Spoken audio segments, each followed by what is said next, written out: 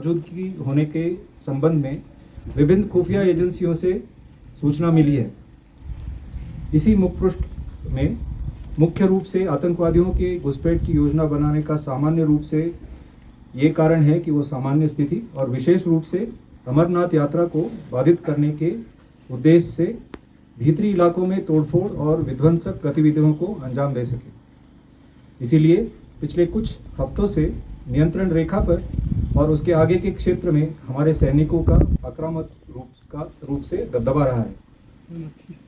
12 जुलाई को हमारे खुफिया एजेंसी द्वारा विशेष सूचना दी गई थी, जिसे बाद में जम्मू कश्मीर पुलिस द्वारा भी पुष्टि किया गया कि विदेशी आतंकवादियों की एक टोली केरन सेक्टर के माध्यम से घने जंगल और नालों के किनारे घनी झाड़ियों का लाभ उठाकर घुसपैठ करने की कोशिश कर सकते हैं। इसी अनुसार पूरे क्षेत्र की निगरानी बनाए रखने के अलावा घुसपैठ के ज्ञात मार्गों पर 13 और 14 जुलाई की रात से सेना, बीएसएफ और जेकेपी द्वारा संयुक्त रूप से कई घात या एम्बुश लगाए गए थे। पूरे क्षेत्र में 24 घंटे सैनिकों द्वारा हाई अलर्ट बनाया रखा गया था।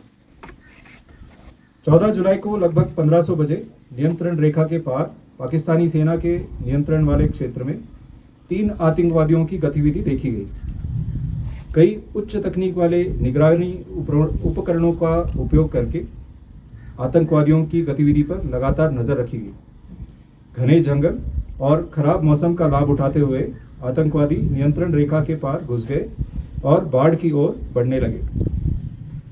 घात लगाकर उचित अवसर देख के हमला किया गया और आतंकवादियों को नियंत्रण रेखा की बाढ़ यानी कि एलसी फेंस से काफ़ी पहले ही सटीक गोलाबारी शुरू कर दी गई। आतंकवादी भारी हथियारों से लैस थे, अच्छी तरह से प्रशिक्षित थे और आधुनिक हथियारों और उपकरणों से लैस थे।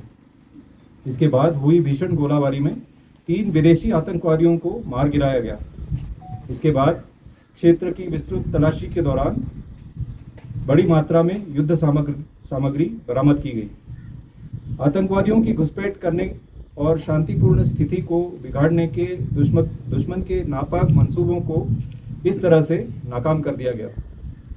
भारतीय सेना और अन्य सभी सुरक्षा एजेंसी साथ मिलकर हमारे विरोधी की नापाक साजिश को हराने के लिए प्रतिबद्ध है और ऑपरेशन धनुष 2 की तरह ही जम्मू कश्मीर में सुरक्षा, संरक्षा और चिरस्थायी शांति सुनिश्चित करने के लिए